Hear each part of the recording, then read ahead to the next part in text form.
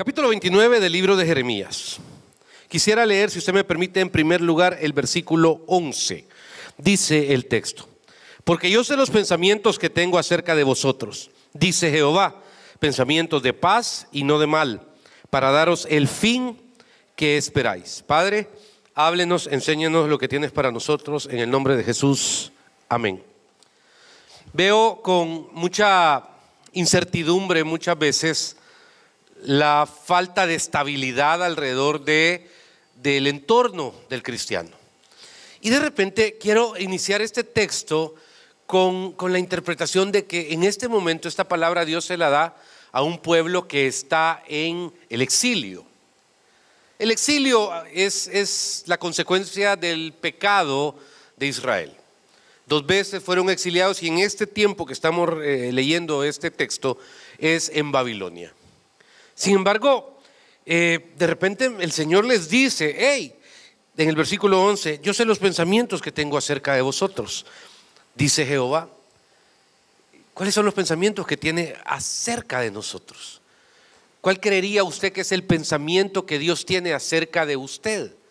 Porque aunque estamos en un colectivo, estoy bien claro de que algo más importante que el colectivo es la posición individual. Y de repente estos hombres estaban anhelando, y lo que pasa en este texto es que ellos habían sido exiliados, estaban en una etapa donde ellos no se sentían cómodos, no se sentían a gusto, y creo que muchas veces las personas como que están en la expectativa, Pancho, de algo que va a venir y no son felices en el presente por la expectativa del futuro. Pero vamos, si quiere, al versículo número 1. 29:1 dice: estas son las palabras de la carta que el profeta Jeremías envió a Jerusalén a los ancianos que habían quedado de los que fueron transportados, y a los sacerdotes y profetas, y a todo el pueblo que Nabucodonosor llevó cautivo de Jerusalén a Babilonia. De repente, aquel pueblo en el exilio le viene una carta del profeta. La nostalgia es importante. Tengo amigos en Suecia, tengo amigos en Canadá, en Estados Unidos, en Finlandia a una persona. Mi hija Lía está en Australia viviendo desde hace unos meses. Y a mí me sorprende muchísimo cómo ellos están más pendientes de El Salvador que nosotros que vivimos acá. Por ejemplo, me escribe, creo que fue Lía, y me dice: mira, papá, ¿qué es lo que pasó en Lourdes? Creo que me dijo antier. Hermano, ¿yo qué voy a saber qué pasó en Lourdes? Pero ¿qué está haciendo en Sydney? Les digo yo, y está pendiente de lo que pasa aquí. Eso es bien interesante. De alguna manera ellos están pendientes de esto. Están felices, creo yo, de saber de su tierra. Pero en algún momento siento de que eso no les hace sentirse plenos y estar dispuestos a echar raíces a fondo donde Dios los tiene. Fíjense que algo parecido le pasa al pueblo de Israel, porque estaban muy pendientes de Jerusalén. Sin embargo, cuando usted lee el versículo 4, 5 y 6, el mandato de Dios es bien interesante, porque les dice: así ha dicho Jehová de los ejércitos, Dios de Israel, a todos los de la cautividad que hice transportar de Jerusalén a Babilonia. ¿Quién los hizo transportar? Dios. Esto es bien importante, porque las pruebas las podemos interpretar como que son del enemigo muchas veces.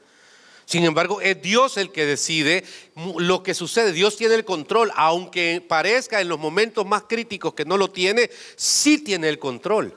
Y de repente usted encuentra que dice: yo no le echen la culpa a nadie, yo los hice transportar a la cautividad. ¿Qué? ¿Y no es el Dios libertador? ¿Y por qué los hace transportar a la cautividad? Algún propósito particular tenía con ellos para este momento y estas circunstancias de su vida. Pero estos que anhelaban volver a Jerusalén y que no echaban raíces y que estaban pendientes de cualquier cosa y eran infelices, les dice el versículo 5: edificad casas y habitadlas, plantad huertos y comed del fruto de ellos, casaos y engendrad hijos e hijas, dad mujeres a vuestros hijos y dad maridos a vuestras hijas, para que tengan hijos e hijas, y multiplicaos ahí y no os disminuyáis. y procurad la paz de la ciudad en la cual os hice transportar, y rogad por ella a Jehová, porque en su paz tendréis vosotros paz. ¿Cómo es esto? Si yo anhelo volver a Jerusalén, pero Dios le está diciendo, mira, en su momento vas a volver, construir casa ahí. Construir casa es echar raíces. Ir a un banco y pedir un crédito para una casa significa tener la decisión de vivir en ese lugar hasta saber cuánto tiempo. Y así es como el Señor nos muestra muchas veces el presente del cristiano. ¿Por qué? Porque, hermano, como que no tenemos la disponibilidad ni de disfrutar el presente, porque siempre estamos anhelando lo que no tenemos, ni de entender que donde quiera que Dios nos plante es para que nosotros seamos sal y seamos luz. ¿Está aquí, iglesia? Ok. Y es maravilloso. Es donde el primer planteamiento es este. ¿Por qué? ¿Por qué Dios les dice echen raíces como que si nunca van a volver? Porque uno tiene que aprender el timing perfecto entre el presente y el futuro. Hay gente que se le va la vida sin soñar, sin hacer nada, porque solo tiene sueños hacia adelante. ¿Y eso es malo? Por supuesto que no. Pero también siento de que uno en el presente de su vida debe de alguna u otra manera entender que Dios está con uno. He visto gente enferma de cáncer, hermano, más feliz que gente sana. He visto hoy en el primer servicio, vino una señora en la que prediqué en su cumpleaños hace 3 semanas. Cumplió 100 años.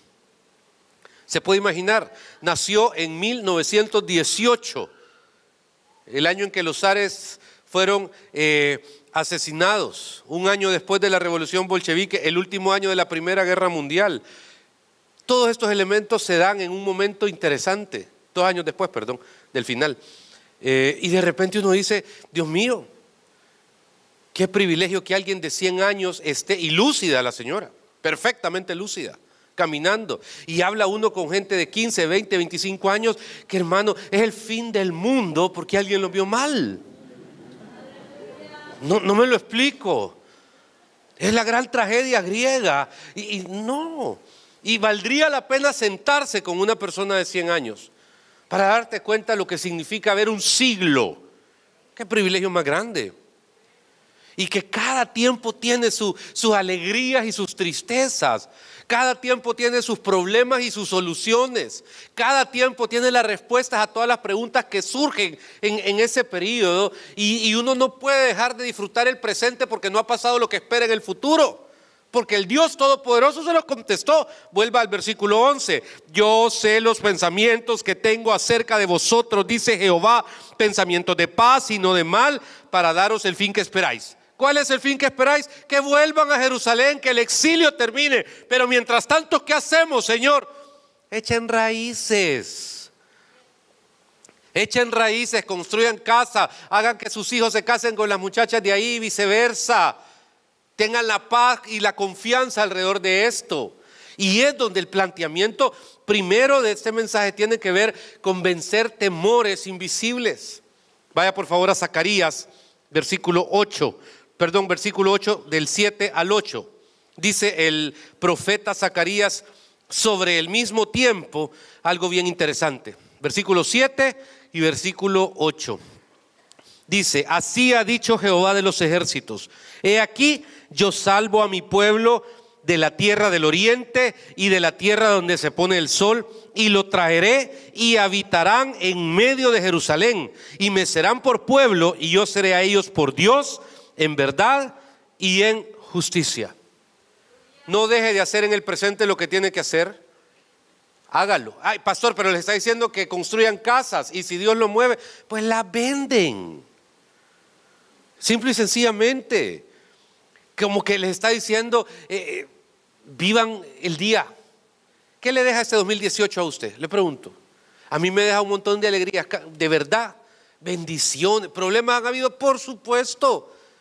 Pero, hermano, no va a volver a haber otro año 2018 y quedan no sé cuántos días, 30, 40 días. ¿Para qué? Para que el año termine.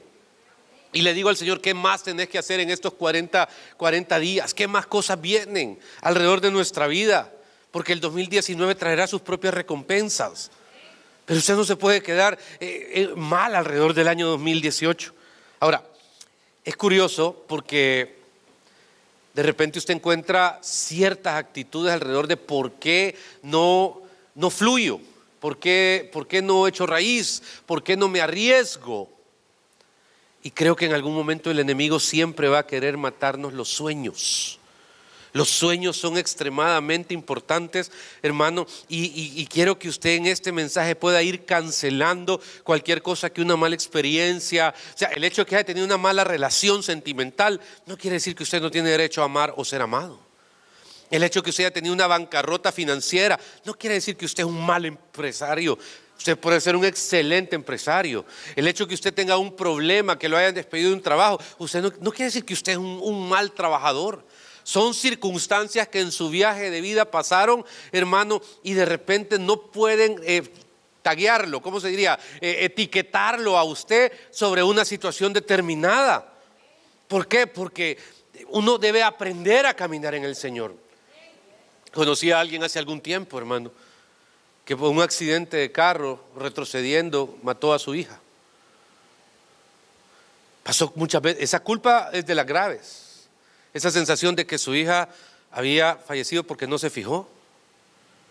Y de repente cuando entró en Cristo Jesús fue libre porque dijo, yo conozco ahora que mi Redentor vive. Y de repente eso no la hizo ser una mala madre.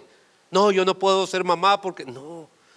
Cualquiera que sea el problema, el Espíritu Santo te da las herramientas suficientes para superarlo. Esta persona ya partió a la presencia de Dios hace algunos años, una excelente amiga y fue una excelente mamá. Vio crecer a sus otros hijos, vio abrazar a sus hijos, vio casarse un hijo. Y cuando usted dice, ¿por qué? Porque el enemigo quiere que te quedes ahí. El enemigo quiere que te estanques y que tú decidas que eres malo en algo, y como eres un malo en algo, entonces te crees que eres un fracasado, te crees que no tienes derecho, y entonces comienzas solo a proyectarte en el futuro sin establecer principios o vínculos con el presente. Quiero que vaya a una parábola. Está en el Evangelio según San Mateo, capítulo 25. Todos probablemente se la pongan de memoria. San Mateo 25. Y está en el versículo 14. Dice, porque el reino de los cielos es como un hombre que yendo lejos llamó a sus siervos y les entregó sus bienes. A uno dio 5 talentos, a otro 2, a otro 1, y cada uno conforme a su capacidad, y luego se fue lejos. Y el que había recibido 5 talentos fue y negoció con ellos y ganó otros 5 talentos. Asimismo el que había recibido 2 ganó también otros 2. Pero el que había recibido 1 fue y cavó en la tierra y escondió el dinero de su señor. Después de mucho tiempo vino el señor de aquellos siervos y arregló cuentas con ellos. Y llegando el que había recibido 5 talentos, trajo otros 5 talentos diciendo, Señor, 5 talentos me entregaste, aquí tienes, he ganado otros 5 talentos sobre ellos. Y su señor le dijo, bien buen siervo fiel, sobre poco has sido fiel, sobre mucho te pondré, entra en el gozo de su señor. Llegando también el que había recibido 2 talentos, dijo, Señor, 2 talentos me entregaste, aquí tienes, he ganado otros 2 talentos sobre ellos. Su señor le dijo, bien buen siervo fiel, sobre poco has sido fiel, sobre mucho te pondré, entra en el gozo de tu señor. Pero llegando también el que había recibido 1 talento, dijo, Señor, te conocía que eres hombre duro, que ciegas donde no sembraste y recoges donde no esparciste. Por lo cual tuve, ¿qué dice la palabra? Ok. Y fui y escondí tu talento en tierra, aquí lo tienes. Ok. Hay 2 cosas bien importantes. Un hombre de Dios, una mujer de Dios debe aprender que aquí hay un principio, hermano, que es importante para hacer del presente, y voy a ocupar una palabra humana, un éxito. ¿Ok? Pero también para hacer del futuro un éxito. ¿Qué es éxito? No lo estoy diciendo desde la perspectiva humana, porque si usted me dice que el éxito es ser la Shakira o ser Donald Trump, no es el éxito del cual yo le estoy predicando. Le estoy hablando del éxito de estar en Cristo Jesús y de la plenitud de entender que uno vive y depende de Él y por Él. Pero hay 2 palabras que a mí me provocan crisis aquí. La primera es, tuve miedo. El miedo de repente, después de la mala experiencia, es lo que nos hace ser, nos estanca. Y quiero hablarles a los que consideran tecnócratas en el Evangelio. ¿Cuántas veces he visto de justificada o escondida la palabra miedo en la palabra prudencia? Y son dos cosas bien diferentes. La palabra prudencia, hermano, es una cosa. Y la palabra miedo es otra totalmente diferente. ¿Está aquí, iglesia? Ok. Y en algún momento pretendo en esta enseñanza que usted me diga: pastor, yo sí tengo miedo de esto. Porque usted no puede dejar perder las oportunidades. 5, 2 y 1. Si yo le dijera: hermana Lucy, ¿dónde está? Si yo le dijera: prepáreme los paquetes de $10,000. Ok. ¿Están listos? Vaya, ahí están el montón. Y le voy a entregar $10,000 a cada uno de ustedes en este día. Pero dígame, ¿qué haría con esos $10,000? A ver, quiero ver. ¿Qué haría? ¿Qué? O sea, la palabra invertir es bonita, pero quiero trascender. ¿Qué haría con ese pisto? Erika. ¿Pero qué negocio? ¿Qué haría con $10,000? Ahí está el paquete esperándola. Una quesería, ¿ok? Un viaje. Es no es inversión. Creo que es bien importante entender lo que el Espíritu Santo nos está queriendo decir. Porque a mí me da la impresión que cuando hay una experiencia negativa en algún momento de la vida, eso, el enemigo lo que quiere es frenarte. Y usted no le puede dar gusto al enemigo. A los 3 les dio la oportunidad. Dice 2 cosas que hay que pensarlas, según sus capacidades. Pero yo estoy seguro que el que tiene la capacidad de administrar los 5 talentos, en algún momento tuvo la capacidad solamente de administrar 1, porque no es de un solo. El que puede administrar 5 probablemente pueda administrar 25. Y 2, dice, después de pasado mucho tiempo. Él se fue lejos y después de pasado mucho tiempo regresó. Él le dio la oportunidad. ¿Para qué? Para que uno pudiera interpretar las cosas. En el primer culto me dijo alguien: ¿qué haría? Si usted me da esos $10,000, monto una empresa de wedding planner, me dijo. ¿Y cómo la formaría? Comprar pavos reales. Excelente. Yo caso 30 veces al año y nunca he visto pavos reales en una boda. Se vería maravilloso, hermano. Hay algunos vestidos de señoras que llegan como que son así, o peinados. Y comenzó a detallar. Porque esto es bien importante.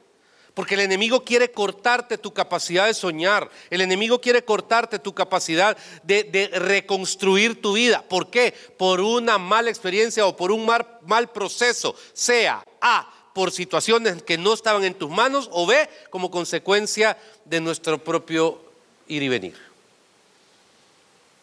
Pero cuando vemos este planteamiento, entonces viene cómo vencer el temor.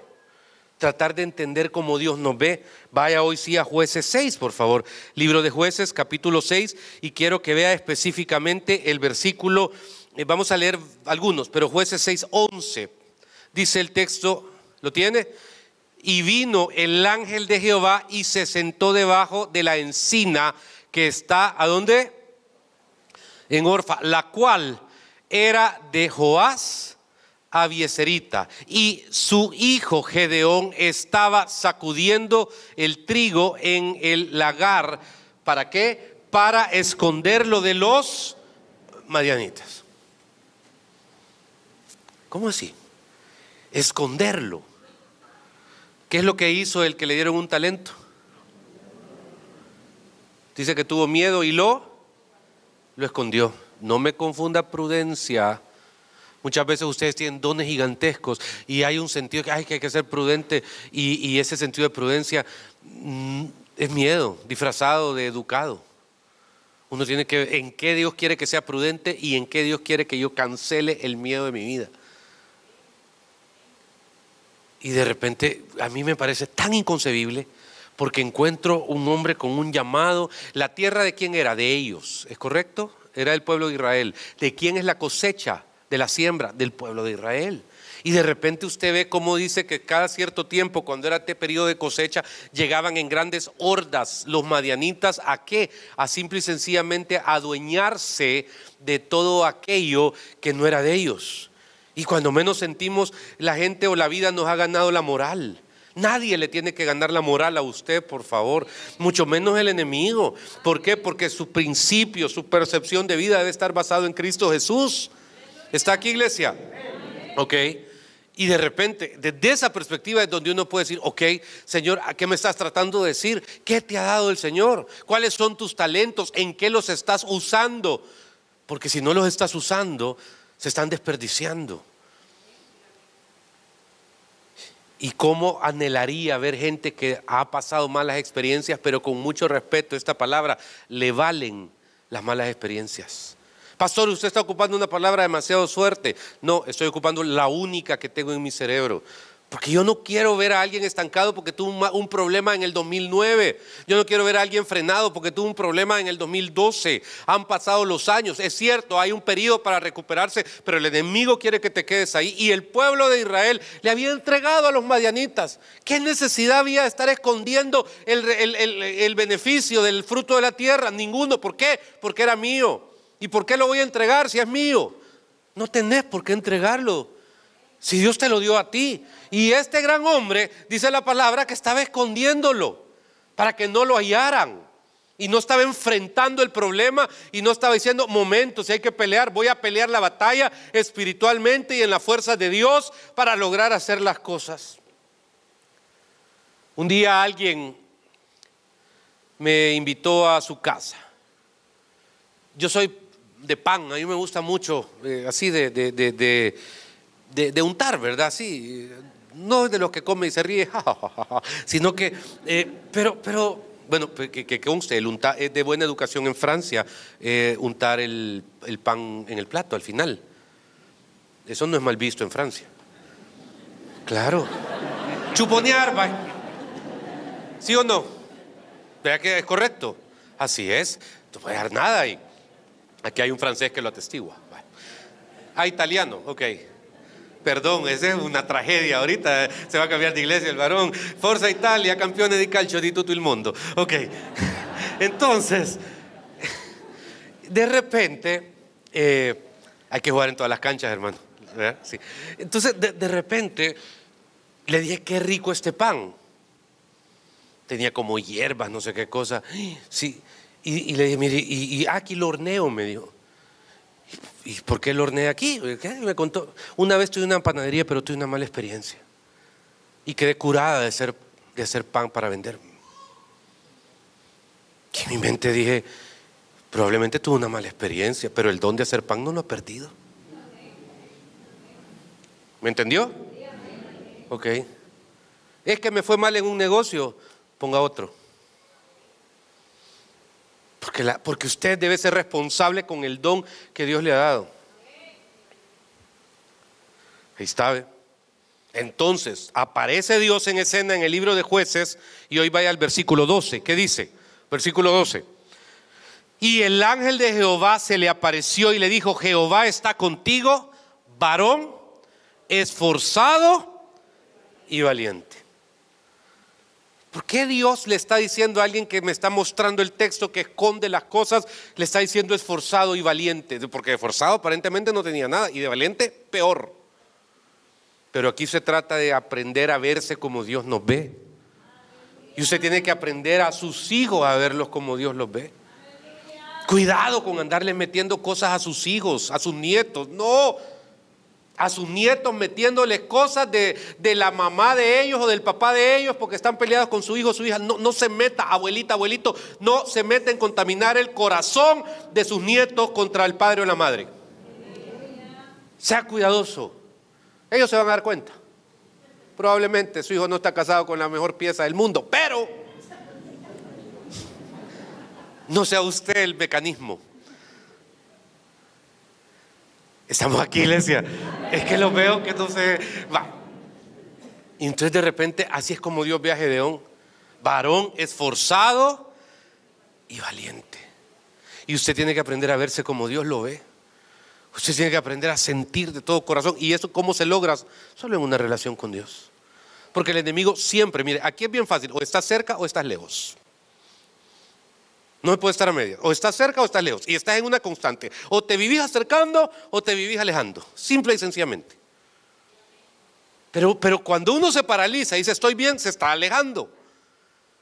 ¿Por qué insisto que vengan a la iglesia? ¿Por qué es que ya raya el pastor diciendo congréguense, congréguense, congréguense? Mando mensajitos de invitación, casi mando flores para que vengan. ¿Sabe por qué? Porque me interesa que usted esté cerca del Señor. Debería de, pues, no me vale. Y la intención es que usted pueda, al verse cerca del Señor, o ver y entenderse a sí mismo como Dios lo entiende, no justificándose, no viéndolo como Dios lo ve. No, si querés terminamos esto y se acabó, esas son tonterías, ya estuvo.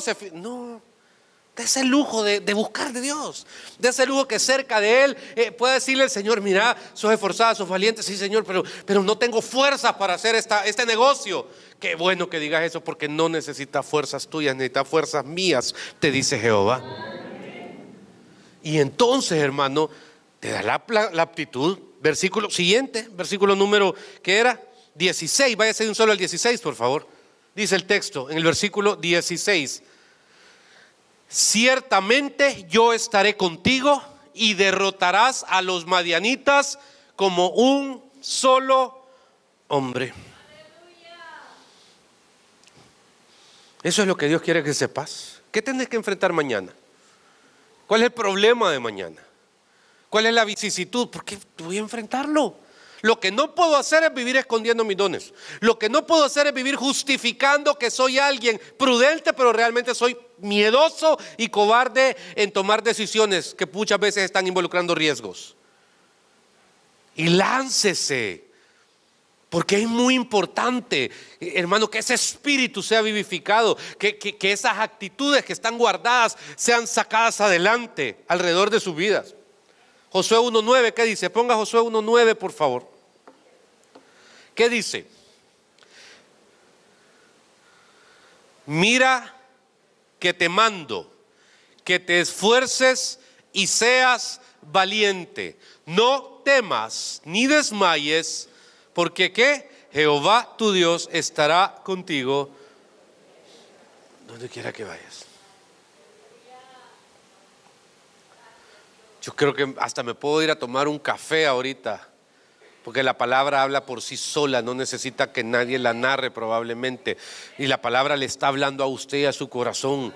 Mira que te mando, qué poderoso. Tantos años alrededor de Moisés, tantos años siguiendo a Moisés, y de repente aparece la nueva persona que el Señor había escogido para llevar al pueblo a la tierra prometida. Y el primer mandato es: mira que te mando, que te esfuerces y seas valiente. ¿Cómo le dijo Dios a Gedeón? ¿Varón qué? Entiende los verbos, perdón, entiende las analogías, es exactamente la misma. Pero ahora Dios no solo lo llama, sino que le da el mandato. Y aquí en esta porción, hermano, es donde vuelvo a la parábola de los talentos, porque los 5 talentos no se multiplicaron por ósmosis. Tuvo que haber habido esa mezcla de esfuerzo y valentía para que se multiplicaran. En los 2 talentos tuvo que haber esa mezcla de esfuerzo y valentía para que se duplicaran. Y te vuelvo a hacer la pregunta: si yo te diera $10,000 ahorita, ¿qué harías? Porque el Señor no te ofrece $10,000, el Señor te ofrece todo aquello que está a su alcance, que es ilimitado, para que tú pongas tus sueños en realidad. El gran debate del cristiano en este tiempo es que vive o demasiado en el presente o demasiado en el futuro, pero tiene que aprender a jugar con eso. ¿Cómo se ve usted en 10 años? ¿Cómo ve a sus hijos en 15 años? ¿Cómo ve sus proyectos de vida? ¿Por qué? Porque aún los más difíciles, hermano, sueños, anhelos, aquellas cosas que parecen imposibles, y eso usted me ha oído repetirlo como 100 veces este año, aún aquellas cosas que parecen imposibles, que usted dice: mi sueño más difícil es este, y ahí topo, aún los que están más allá, que son inentendibles, sean por obra puestos en sus manos, porque la voluntad de Dios en nuestra vida es que seamos de bendición. No le tema al presente. Los madianitas llegaron. Los madianitas comenzaron a pretender que era de ellos. Pero fue necesaria una batalla. Esto quiero que me preste toda la atención. Una batalla. De repente aparece, ¿se acuerda la escena? ¿Cuántos hombres eran? Un montón. Les dice el Señor Gedeón que miren, los que no se preocupen, los que no quieran pelear, vuélvanse a su casa. No hay problema. Al día siguiente eran menos los que habían. Luego todavía le dice Dios, ¿sabes qué? Son muchos. Llévalos al río y hay algunos que se van a acurrucar y otros que se van a arrodillar. Y con unos vas a luchar y con otros déjalos a tu casa. Y dice que ¿cuántos bebieron el agua de rodillas? 300. Y con eso fue suficiente. Pero de repente viene la batalla. Y aquí es donde quiero hacer el énfasis de esta enseñanza, hermano. Porque probablemente el momento difícil es enfrentar una situación. Pero aquí es donde el miedo siempre apremia. Aquí es donde uno dice, ¿cómo hago? Y el Dios Todopoderoso es el que te da las fuerzas, te da la capacidad y te da la sabiduría. No podés estar ausente de conflictos perdón, no quiero decir conflictos, quiero decir batallas. Las batallas son necesarias para el fortalecimiento del guerrero. Me preocuparía un año donde no existan batallas.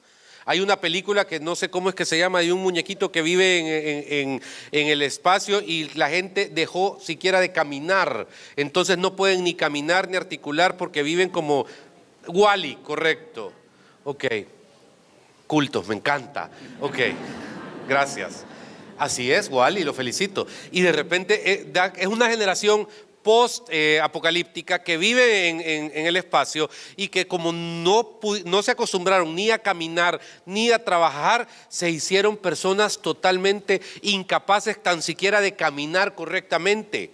Y fíjense que esto es bien interesante. ¿Por qué? Porque creo que las batallas son necesarias para que uno se mantenga en cierto nivel espiritual. Y lo único que el Señor quiere a través de las batallas es demostrarte que podés salir adelante y que podés conquistar aquellas cosas que parecían imposibles de conquistar en tu vida. Porque de eso se trata el Espíritu Santo, de eso se trata el empoderamiento, de eso se trata la cosecha y todas aquellas cosas que la Biblia enseña que son nuestras.